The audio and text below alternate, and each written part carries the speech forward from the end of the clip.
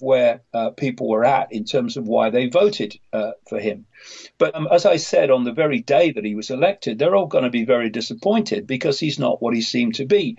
But the fact that they voted for someone they thought was outside the establishment was very much in line with the mentality and the motivations behind Brexit. But since that day he was elected, the swamp drainer has just got the hosepipe out and started filling it. The most important aspect of Trump is that he is 100% owned by Israel, owned in his mind as well as possibly, probably literally.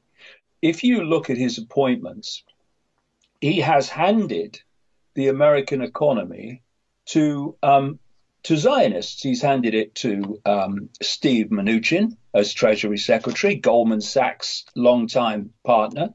He's handed it to Gary Cohn, president of Goldman Sachs, who he's made director of his National Economic Council. Then you look at his ambassador to Israel, a right-wing zealot called David Friedman, really right out there, so far right he meets himself coming back. Jason Greenblatt he's made his international negotiator, another extreme right-wing Zionist, and international negotiations in all areas of trade, etc., but also in negotiations between Israel and the Palestinians. The Federal Reserve chief, which is obviously massively influential in the American economy, is Janet Yellen, who's a Zionist, and her vice chairman is Stanley Fischer, who is the former governor of the Bank of Israel. Trump is wanting to get better relations with Russia, whereas Clinton, without question in my mind, would have taken us into war with Russia. That's where it was all building up. If he sticks with it, then it's going to be more difficult for the global warming hoax to be played out with the speed that they want it to be, because the global warming hoax is there to justify a complete transformation of human society. Another key word in the Trump presidency is Iran. He's put in to the Pentagon as defense secretary this guy with the extraordinary nickname Mad Dog Mattis, who's publicly said how much he enjoys killing people, what fun it is. He is vehemently anti-Iran. He's got this guy Michael Flynn, another military man, as national security advisor, who is vehemently anti-Iran. And then you've got Israel and Netanyahu, a close friend of Trump, who is vehemently anti-Iran and wants a strike on Iran. This is why they were all kicking off over this nuclear agreement with Iran, because that's not the idea, to have good relations with Iran. Brexit was an expression of how so many people now feel about the establishment and centralized imposition. And I think Trump was the same, except they miscalculated what Trump is. He's not anti-establishment. He's just another classic guy who sat down with his advisors and worked out what his natural constituency of support was and what he had to tell that constituency of support to get it to vote for him. He's done exactly the opposite with his appointments that he said he was going to do. You've got to look at the main thrust. I mean, don't let anyone be surprised that Trump is going back on what he said he stood for, because we have a fantastic example with Barack Obama. In the end, it's all a psychological game. It's all psychology. It's all coming from perception. The whole thing's perception. He's just another mask on the same face, and he's just telling you what you want to hear, so they can get in, and then it will be business as usual. Just like the Clintons, Donald Trump doesn't have skeletons in the cupboard. He has whole cemeteries, right? If they wanted to destroy him, they could have destroyed him. They didn't destroy him. Yeah. The Republican Party could have destroyed him. They didn't destroy him. I don't buy this any of this outsider stuff, not least after seeing his appointments. A significant part of the alternative media has got behind Trump and pushed and pushed and pushed and promoted him. The alternative media is not there to take political sides.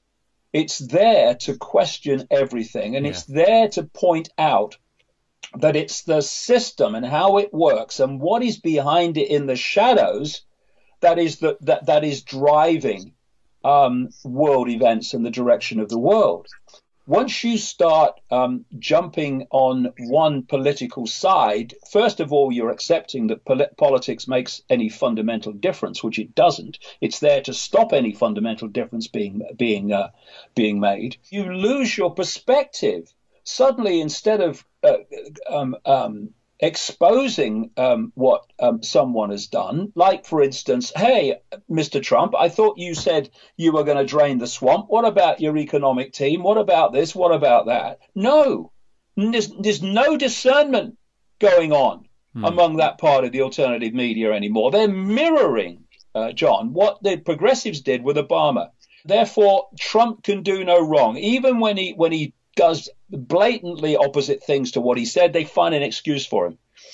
Since Trump has started coming out vehemently supporting Israel and very, very clearly making statements about moving the American embassy to Jerusalem, symbolic with Palestinians, they've started coming out and supporting Israel in an unquestioning way. It's extraordinary. We're seeing the right version of what people call the left with Obama when he came in. And if we, the alternative media, are going to be alternative, we have to be beyond the political puppet show.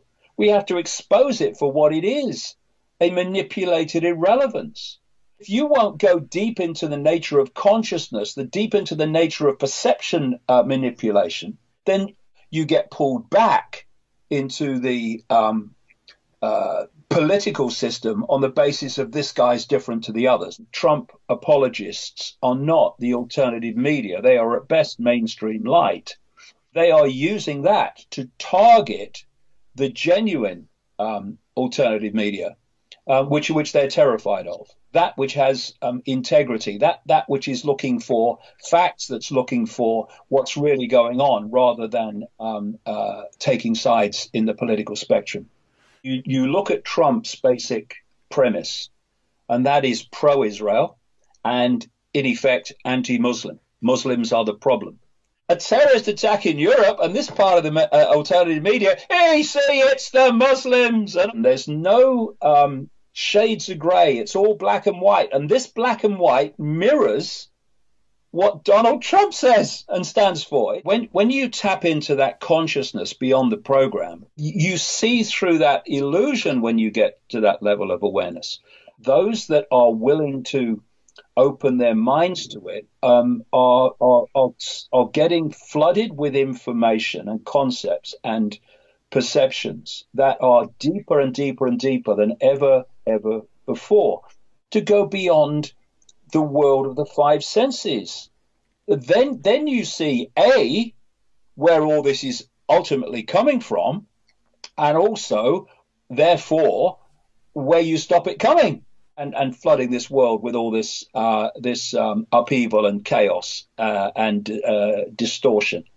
This is where this big out of nowhere fake news hoax comes from, and using it as an excuse to by people like Facebook to censor alternative information and to give fact-checking control to some of the worst fake news operations in the world, including the Washington Post. When you're dealing with a perception deception, if you're going to control people's perceptions so that they suit you, you have to control the information they receive, because that's where perceptions come from. What the alternative media has done over the years is to put before people, like never before, information that says you can look at the world in another way as well, you know, not just what the BBC tells you or the government tells you. There's another way of looking at it. And because this information is so powerful, it's had a powerful effect. Now, they wouldn't be trying to shut out the alternative media in the way that they currently are, because they think it's